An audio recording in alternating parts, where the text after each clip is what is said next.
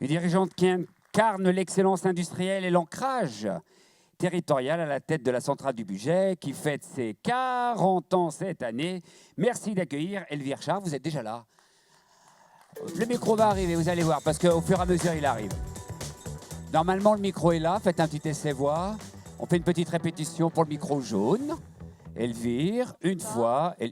Deux fois, trois Si, fois. ça marche. Bon, très bien, voilà, alors, bon. préférez-vous rester debout face à votre public formidable ou est-ce que vous voulez qu'on s'assoie pour que l'on puisse se poser 2 ou 3 questions? C'est vous qui voyez. On peut s'installer. Ah, vous savez quoi on va faire? Il y a une technique, c'est ceci. Voilà, comme ça va être plus simple. Hop. Vous êtes vache, parce que Là, moi, je suis en jupe, ça pas permet vous, mais... Voilà. Elvire, on se tient comme ça, on peut se tenir un peu droit, comme ça, on peut faire comme ceci. Bonjour Elvire, tout va bien Elvire, chère Elvire. Première question. Ça vous va? Je suis installée, c'est bon. Vous êtes à l'aise? Elvire, comment se porte aujourd'hui la filière nucléaire dans l'Ain? Alors, je vais commencer par me présenter. Donc, Elvire Char, je dirige la centrale nucléaire du budget depuis 2 ans et demi. Moi, j'ai un parcours pur nucléaire. Ça fait 30 ans que je suis tombée dans cette filière fantastique. Et je connais bien cette centrale, ce territoire, puisque j'y ai passé précédemment 13 ans. Donc, c'est un retour pour moi sur un territoire que j'aime beaucoup. La filière nucléaire française, elle se porte bien en ce moment, mais à la fois, c'est important pour nous qu'on ait beaucoup d'humilité parce que voilà, on a des outils industriels qui sont des outils qui sont complexes, qu'il faut maîtriser. Donc, on a vraiment à cœur de s'appliquer à ça au quotidien, d'être des bons professionnels, d'ouvrir les portes de nos usines pour montrer ce qu'on fait. Donc, on va bien. On a devant nous des défis qui sont passionnants. Alors, on n'a pas pu projeter la photo qu'on avait envoyée. Bon, écoute, on va la trouver. Si vous avez une collaboratrice. Ce serait sympa qu'on puisse la voir. Absolument. La photo. Donc, elle doit se trouver certainement sur l'ordinateur si tout est prévu comme c'est prévu. Stéphane, vous êtes le spécialiste de l'ordinateur et des boutons.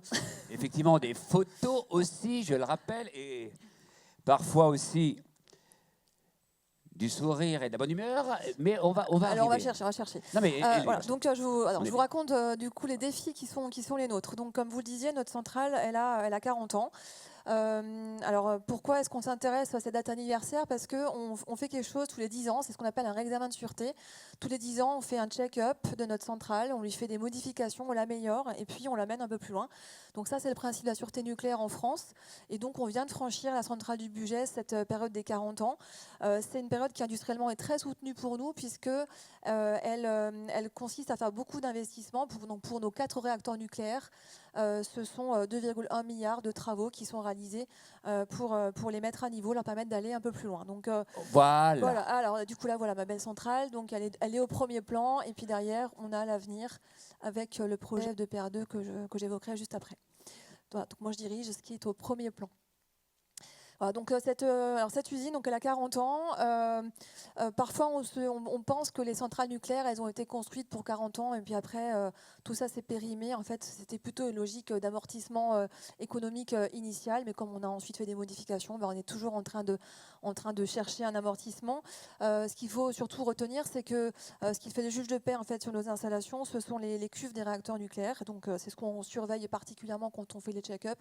Et c'est le composant qu'on ne peut pas remplacer. Donc, c'est celui-là qui va donner la durée de fonctionnement.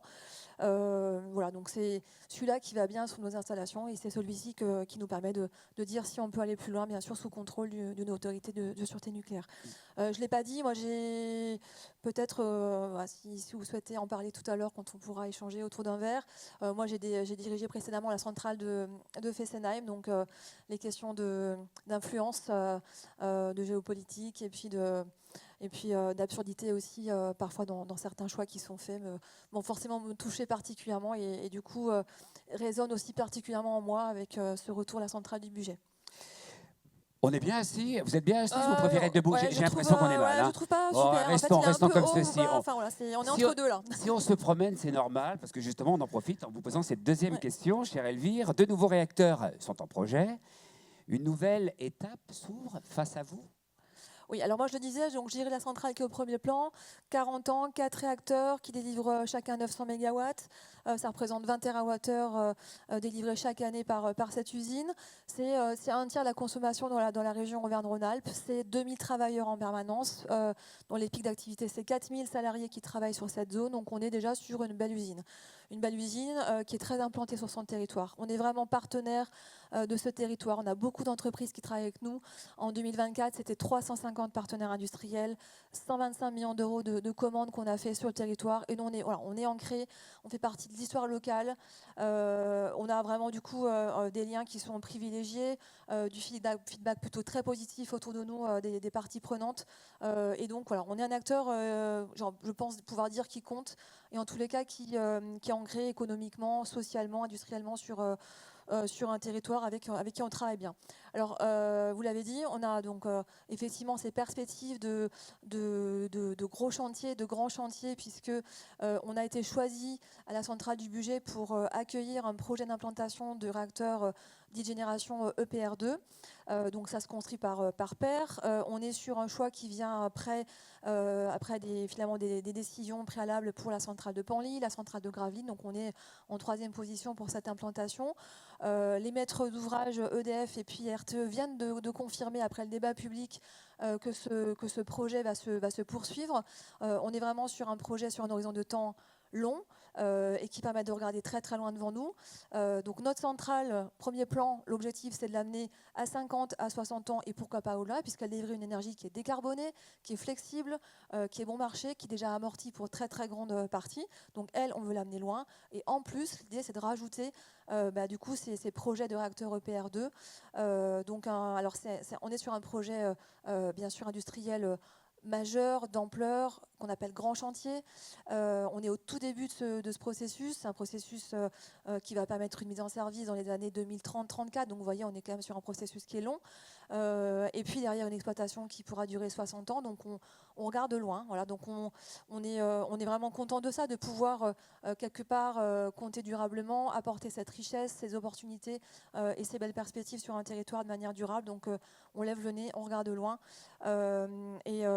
Et du coup, ça résonne particulièrement pour moi qui ai vécu, encore une fois, cette histoire particulière de devoir arrêter une centrale qui fonctionnait bien. Alors, projet EPR2, je disais, on sort du débat public, décision des maîtres d'ouvrage. Les étapes suivantes, c'est de préciser les coûts, de préciser les modes de financement, que EDF ensuite décide d'engager son processus d'investissement, donc quelque chose qui va être très long. Retenez peut-être quand même que sur le pic du grand chantier qu'on voit dans les années 2030-34, on sera à peu près sur cette zone du chantier entre 8 000 et 10 000 personnes supplémentaires. Donc ça suggère aussi que le territoire devra accompagner ce projet à travers une démarche grand chantier qui sera pilotée par la préfecture de région avec l'ensemble des parties prenantes du territoire. On est sur vraiment des défis industriels et de compétences qui sont majeurs. Ça me semble parfait. Vous voulez rajouter un mot ou justement vous semblez avoir dit l'essentiel en quelques mots? Ou je vais vous poser cette question, quels défis vous attendent? Mais vous avez commencé déjà à en parler, mais pour être peut-être un peu plus précis et peut-être terminer cette intervention. Alors des défis de maîtrise industrielle, des défis de compétences, ça a déjà été un petit peu évoqué tout à l'heure. On est sur potentiellement, comme on dit sur ce projet, 10 000 personnes qui viennent travailler sur la zone. Pour la filière nucléaire, avec ses partenaires, enfin EDF avec ses partenaires, on est sur la création de 100 000 emplois sur 10 ans, donc on est sur quelque chose d'absolument majeur. Moi, j'ai la faiblesse de croire qu'aujourd'hui, les jeunes, il y a un petit truc qui se passe au niveau des jeunes sur l'appétence des métiers scientifiques, des métiers de l'industrie. On est très connectés, nous, en tous les cas, sur le monde de l'éducation. On ouvre vraiment les portes de nos usines, on fait témoigner nos ambassadeurs pour expliquer nos métiers, montrer qu'on peut faire des choses passionnantes. Et ça, il faut continuer à le faire parce qu'on peut se développer, on est accompagné, on est formé et en tous les cas, on peut vraiment s'épanouir, se développer et faire des choses passionnantes. Donc un défi compétence majeure, un défi de maîtrise industrielle pour être au rendez-vous de quelque part de ces attendus de ce projet que nous confie la France. Maîtrise industrielle, respecter les coûts, le timing, donc, et faire tout ça avec application, avec sérieux, professionnalisme et puis engagement. Merci beaucoup. Avez-vous vous pouvez applaudir, bien entendu, Madame Elvichard. Merci beaucoup. Tout va bien? Vous êtes à l'aise? Vous étiez parfaite. Hein? Moi, j'ai regardé le timing. Le timing était... Alors, Nicolas, c'était un peu... Non, vous savez quoi, Nicolas, revenez. Et Chacun son tour. Non, c'était parfait. Vous avez des questions à poser. Rapprochez-vous de moi, ça me rassure. Je ne sais pas pourquoi, mais j'ai besoin d'avoir Madame la directrice juste à côté de moi. Parce que voilà, ça me rassure totalement. Avez-vous des questions à poser? Oui, alors, ça tombe bien. On a peut-être un micro à disposition. Peut-être non. Ben, écoutez, tiens. Oui, non, c'était juste une question. Les cuves décident de la durée de vie de l'ancienne centrale. Pourquoi est-ce qu'on ne peut pas les changer? C'est une question économique ou technique? Non, c'est parce qu'elles sont en plein milieu des bâtiments cylindriques. Elles sont vraiment en plein milieu. C'est le composant qui est pris au cœur en fait, de ces bâtiments, au cœur de l'installation. Et donc, c'est quelque chose qu'on ne peut pas extraire, qu'on ne peut pas remplacer. C'est ce qui est aussi démantelé à la fin quand on démantèle une centrale. Donc, c'est vraiment ce qui fait le juge de peine d'un point de vue technique. C'est pour ça qu'on le surveille particulièrement. Voilà. Ok, parfait pour la réponse. Peut-être pour finir, je crois qu'il y avait tout à l'heure une question qui était posée à la pause. Bien sûr, le défi de féminisation de nos emplois aussi, il est absolument majeur. Moi, je suis contente du coup d'être la féminine de la soirée parmi les intervenants. Ah bon? Voilà, donc je vois que dans la salle, il y a beaucoup de femmes en fait qui représentent notre diversité d'activités sur le territoire. Donc, donnons envie aux jeunes femmes de prendre des responsabilités, de s'investir dans nos métiers, y compris techniques. Elles en sont capables. C'est important. Et vous êtes ce soir la meilleure. On prend pas de risque. C'est pas risque. mon objectif, mais non, mais en tout cas, c'est pas votre objectif, mais c'est notre envie justement de le partager avec vous. Je vous remercie. Eh bien, je vais vous poser une question, parce que vous savez, il y a toujours une question un peu décalée. Chacun a eu sa question décalée. Vous allez avoir la vôtre, Madame la directrice.